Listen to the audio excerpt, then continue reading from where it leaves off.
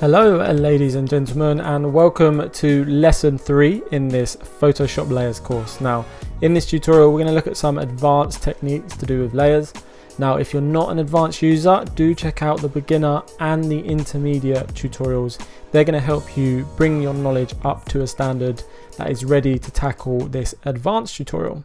So let's jump straight into Photoshop. Now I've got this image open, and the first thing I want to speak about is adjustment layers. Now adjustment layers are located, let's just zoom out one sec. Now adjustment layers, the best way to get to them is down here. You've got this little half-filled circle, so if you click on that, you're going to see various adjustment layers in here. So you've got colors here, you've got brightness, contrast, level, curves, exposure, vibrance, hue, saturation, the list goes on. Now I'm just going to add one of these. I'm just going to add a hue and saturation adjustment layer. Now what have we got here? We have this properties panel that's opened. So these are now the properties of this hue and saturation adjustment layer. Every adjustment layer that you can add, so if we add a levels adjustment, is going to have different properties. Let's just go ahead and do that just to make it clear for you guys. You can see the properties of the levels adjustment layer is different to that of the hue and saturation adjustment layer, and so forth and so forth. The same for exposure, that has different properties. So let's just click these two layers and let's just drag them down to the bin. Now what we can do with a hue and saturation layer is adjust the hue and saturation. Is exactly as it sounds. Now the reason why you use adjustment layers is because you have more control, because it is a separate layer in Photoshop.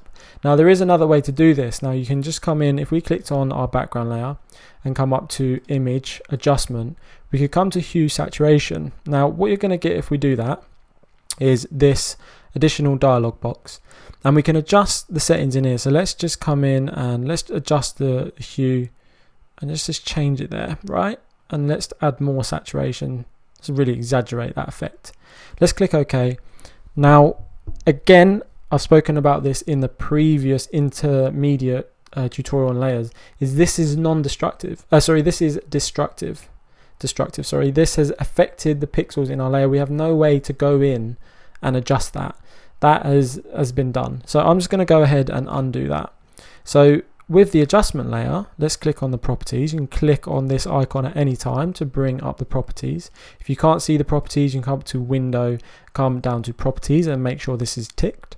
So with the properties panel open, what we can do is we can adjust the hue here, and let's put the saturation up, and let's click close the properties there, and we have it applied. Now this is on a separate layer, and as we know in Photoshop, anything that's on a separate layer can be adjusted. So we can just turn that off, for example, and back on, so we can see instantly how we've adjusted the hue and saturation.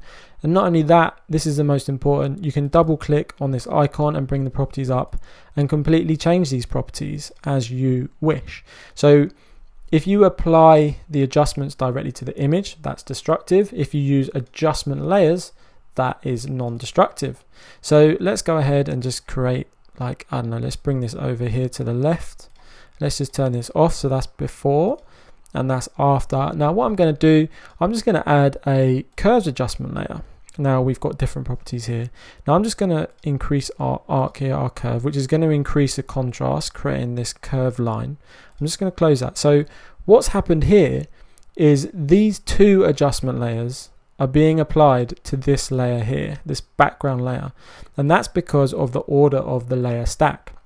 So layers above will apply to layers below. So hue, saturation and curves are applying to background. If we had more layers, so let's just add another layer.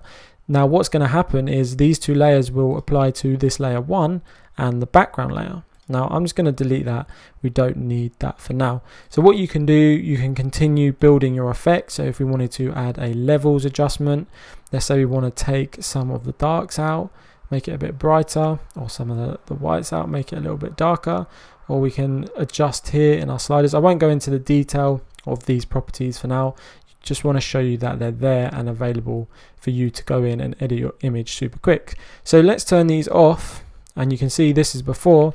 Let's go actually add them to a new group so we can turn them all on and off together. Let's turn them all on, and let's just go and turn all three off. So that's before, and that's after. So you can see just how quickly these adjustment layers can actually improve and enhance your images. And you also, we've just looked at levels, curves, and hue saturation. You have lots and lots of different options in there. Now, one thing I do want to talk about is actually the clipping mask. Now, if you're not familiar with clipping masks, don't worry, I'm going to explain everything for you now. So to look at clipping masks, I just want to make a selection, and what I'm going to do, I'm just going to select this earring, and in Photoshop 2020 we have the new object selection tool, which is awesome. So I've got lasso up here, and I'm just going to draw around the earring roughly, and hopefully Photoshop will work its magic and work out exactly what it is we are trying to select. So let's have a look. There we go, perfect. So that's good enough for now. Obviously, if I was doing this properly, I'd make that a bit more accurate, but for now that's okay. Let's hit Command or Control and J on the keyboard to duplicate selection to a new layer. And now what we have is the earring is on its own separate layer. So I can move this around. It's completely independent from the background. So let's just undo that transformation. And that is placed perfectly over the ear. So now what I can actually do is I can add adjustment layers. Let's add, for example, a hue and saturation adjustment layer. Now currently what's going to happen here due to the layer stack is this hue and saturation adjustment layer is going to apply to the layer 1, this earring, and the background layer, but I actually only want it to apply to this layer 1. So what I can do is I can create a clipping mask. Now to do that, I can click on this icon here in the properties panel. As you can see, this adjustment affects all layers below. Let's just hover again, all layers below. Click to clip layers. Click to clip to layer. Quite a mouthful there. So if I click that, what's going to happen, you're going to see this arrow appear, and it's pointing at this layer below. Now when you see this, what that means is this hue saturation adjustment only applies to the layer below. So it's not going to apply to our background layer. So I can show you now by adjusting the hue saturation, you can see it only applies to the earring. So say for example here, we wanted to make it more, let's say like rose gold. Let's increase the saturation there, make it really pop. And let's adjust the lightness. Now you can see that has only applied to the earring. I'm just going to zoom out. I'm just going to turn that hue saturation off, and you can see the earring's changed, and back on, you can see it's changed again. Now let's do another adjustment layer, a curves adjustment layer. You can see this isn't applied to the image below. So if we make a change here, it's going to apply to the whole image. But actually, we want to create a stack of adjustment layers that only apply to the earring. So I can do the same thing again. I can click on the clipping mask icon. But what I'm actually going to do this time is show you the shortcut, which is to hold down Alt on your keyboard and hover between the two layers, and you're going to see the clipping mask icon appear. If you click like that, you're going to see it only apply to this layer and apply the clipping mask. You can also remove the clipping mask by holding down Alt and clicking. So that's a shortcut, super quick and super handy. So let's turn this layer off. Let's zoom in so we can actually see a little bit better. If we turn this layer on, that's with the curves adjustment on. Let's just make it a little bit more extreme just so we can actually really see what's going on. So that's before and that's after. So that is how you use adjustment layers in combination with clipping masks to edit parts of your image, only parts of your image. So you can see there that's before. So we adjusted the color, then adjusted the curve. So we've really made that earring pop. And in this one, we made the whole image super drastic actually looking at it. So super effective ways to work. Now, building up effects is a great way to kind of, let's say, enhance your images, combine images, any sort of effect you want to do in Photoshop, highlight, shadows. For example, every single layer, adjustment layer, sorry, has a layer mask. Now we already discussed about layer mask. Anything in white is going to be revealed. Anything in black is going to be hidden. So for example, if I come in here, and let's say we add a exposure, for example. Let's add exposure, and let's just brighten that right up there and apply the clipping mask. It's only applied to the earring. Now I'm just going to fill this with black. So I'm going to come up to edit, and I'm going to come to fill, and I'm going to fill with the foreground color, which is black. click OK. So that is now hidden, that effect. We can't see any change when we turn the layer on and off. So I'm just going to grab my brush quick, and you can see we've got opacity around 50 and flow at 51. And what you can do with white as your foreground color, you can just brush in on this layer. You can almost brush in the highlights, for example. Now this is a super simple way to do it, super quick. So depending on where your light source is, which I haven't actually looked at, I'm just doing this for the purpose of this tutorial. Let's say all around this left edge we want to create some highlights, some brighter areas, and then you can do that super quick and super effectively. Now let's brush some more in there on this left hand side. Now let's turn this layer off and back on. You can see we've actually adjusted the highlights. Now how quick and how easy is that? So adjustment layers with layer masks and with clipping masks, all three combined, are super powerful. It's a great way to work as well. It's a non-destructive workflow, which is how you guys should be working. Great, so that covers those three. And the last thing I want to speak about is actually smart objects. So what I'm actually going to do is just duplicate this earring layer. I'm just going to drag it to the top. So that's gone into the group there. I don't want it in that group. I want to drag it above that group. You can actually just delete this group by hitting backspace or delete on the keyboard. And I'm just going to do the same. I'm going to select these layers. I'm just going to drag them to the bin. Not duplicate, sorry. Let's select them all, just duplicate them all. Let's drag them to the bin. So now what we have is our earring, and we can just move it freely. And what I want to show you is a smart object. So to apply or change a layer to a smart object, you can simply right click and go convert to smart object, or you can come up to the menu. It's in the menu as well. We've got smart objects here and convert to smart object. So let's do that. And what you can see straight away is we've actually got this little icon here in the thumbnail. So what that's going to do, I'm just going to make that larger, that thumbnail, as you can see. Now we've got this icon, that is a smart object. So always look for that. Maybe you're working on a sort of layer and you're not sure why certain things are happening. It could be because it's a smart object, especially when you come up to file and place embedded, placing new images into your composition. It will apply them as a smart object. Now why are smart objects good? Now it allows you to work non-destructively again. Now you can do non-destructive transformations and non-destructive filters.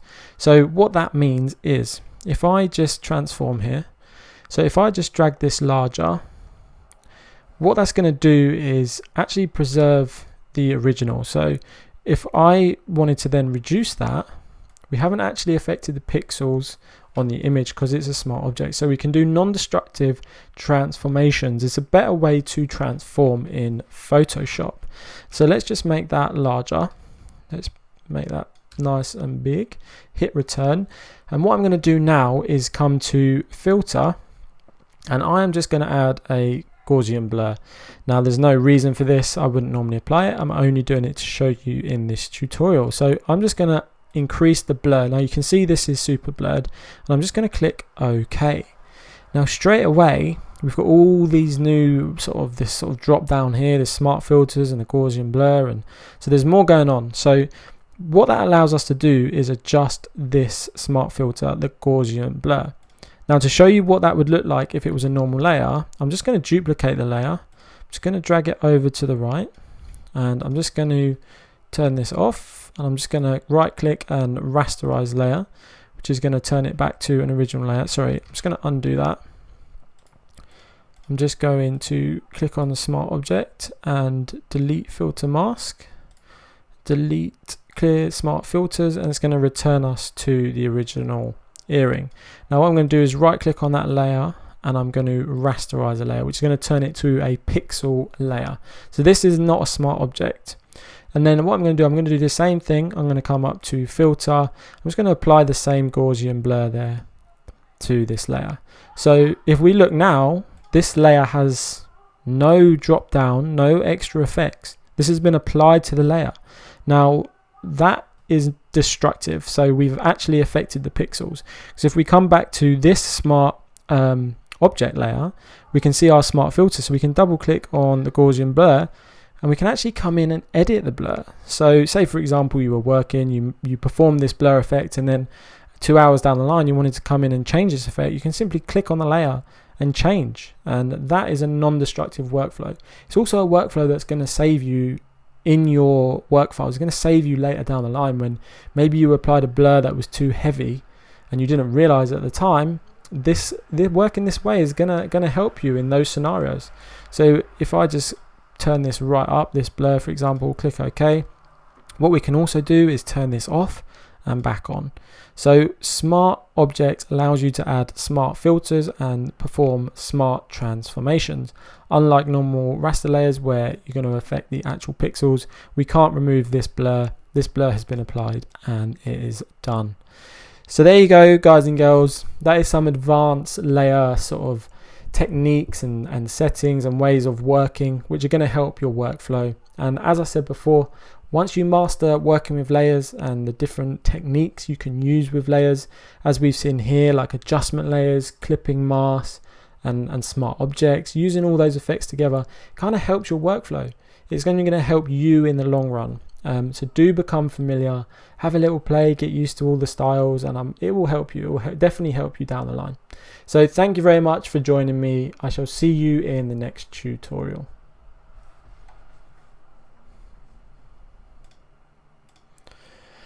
Act like you don't know.